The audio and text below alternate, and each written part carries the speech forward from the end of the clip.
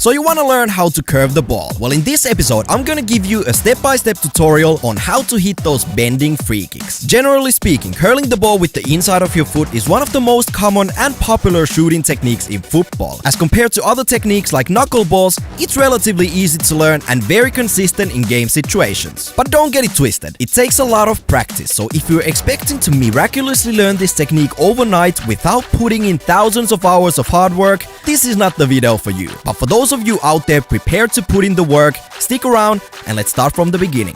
And you want to start with a proper run up to the ball, which means having a bit of an angle to the ball. Imagine that the camera is the goal. I would probably approach the ball from an angle somewhat like this. People who tend to go for a more straight run up usually go for a knuckleball or just a pure power strike, but that's not what we're working with today. Also, I've seen tons and tons of tutorials where people give you exact steps. Take 5 big steps back, 2 to the side, and you're good to go. Honestly, it doesn't matter how many steps you take back.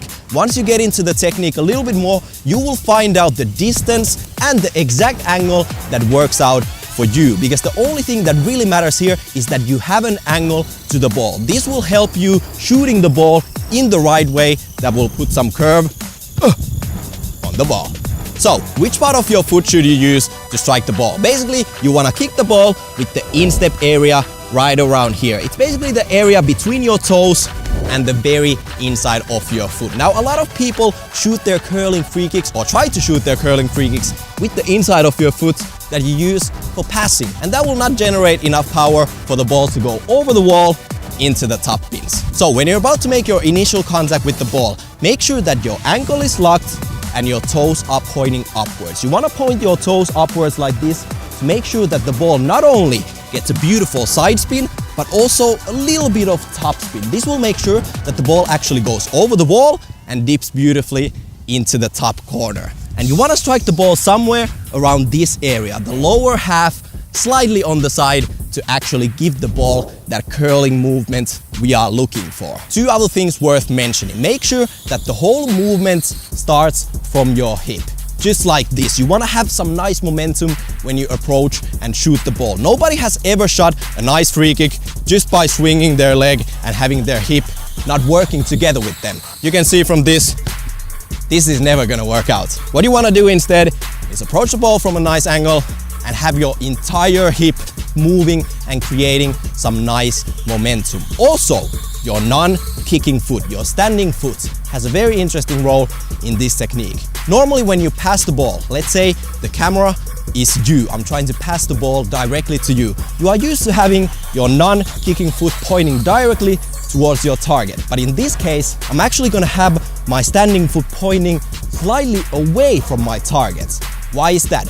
Because with this technique, we are trying to generate side spin. So I'm actually trying to aim somewhere over there and hope that the curve is gonna kick in and the ball is gonna actually end up directly towards your target. Now, the last piece of the puzzle is the follow through. What happens after the short moment your foot is actually in contact with the ball? And here we basically have 2 schools of thought. We have the people who just let their entire leg swing freely like this, and then we have guys like myself who tend to stop their follow through a little bit quicker. My planting foot actually makes a pretty funny looking movement. It basically drags along the ground and I land back on my kicking foot. Some people shoot their free kicks like this and their planting foot stays in the same spot all the time, but for me the movement is something like this. You can basically go with whatever version you feel comfortable in, but the important thing here is that your entire leg actually continues the movement and it slices across your body to make a circle like this. This will once again help you give the ball some curl, some sideways spin that we are looking for, and it almost happens naturally as you are approaching the ball from the side anyways. Also, it's very important to lean over the ball a little bit. If you are leaning back, the ball will end up going all the way over the goal, which is not something we are looking for. And that's pretty much it for the basics. Next up, I wanted to give you some extra tips, and my tip number 1 is to practice your free kicks shooting against the wall. This is a great thing to do because obviously when you kick the ball towards the wall, it will always come back to you. And this is great because you can actually get more repetitions in less amount of time, which is crucial because repetition is everything when you're practicing your free kicks. It's not gonna help you out knowing in your head how to shoot free kicks. No, you need to repeat the same movements thousands after thousands of times. And shooting against the wall is a great tool for that, especially if you only have one ball with you when you're going to the pitch. Another great tip is to analyze how professional footballers are taking their curling free kicks. The internet and YouTube is packed with free kick goals from the world's best footballers. So use all that free information to analyze and see how other people are doing it. Also, the next point might sound a little bit weird, but try filming your own free kicks. And when you get home, analyze the shots that were good and the ones that were bad. Normally, you can spot the difference immediately.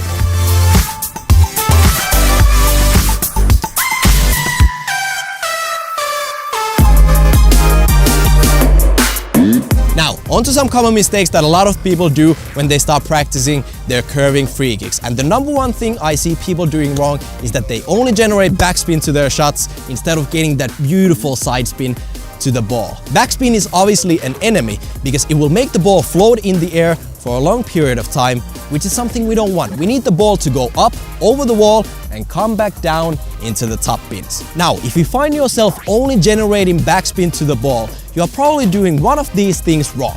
Number one, your toes are not pointing upwards and you are shooting the ball too much with your toes like this. You need to have your toes pointing upwards for the ball to have a nice side and top spin as well. Number two, follow through, and especially not following through at all. Trust me, I see so many people following through their free kicks like this.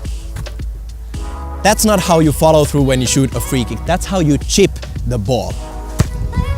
That will only give you backspin, which once again is an enemy. So make sure you follow through.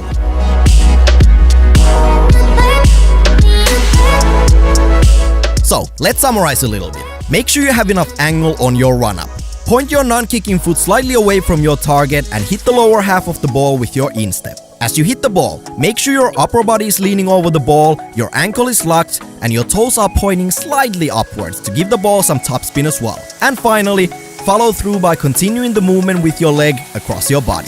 So that's basically it for this curving free kick tutorial. I truly hope you guys enjoyed this episode, and my last piece of advice is for you guys to stay consistent with your training. Trust me when I tell you, the only thing that matters at the end of the day is that you go back to that training ground every single day to work on your shooting technique. It doesn't matter what ball you have, it doesn't matter which football boots you have or don't have, the only thing that matters is that every single day you go to the training ground to get in those 200 free kicks, and you do that year after year. And that's it. I'm gonna cut it right there. Hopefully you guys enjoyed this episode. If you still have some questions, make sure to leave them in the comment section right down below. If you enjoyed this video and wanna see more, make sure you are subscribed to our channel. And before you go, give me a thumbs up in case you had a good time watching this episode. And with those words,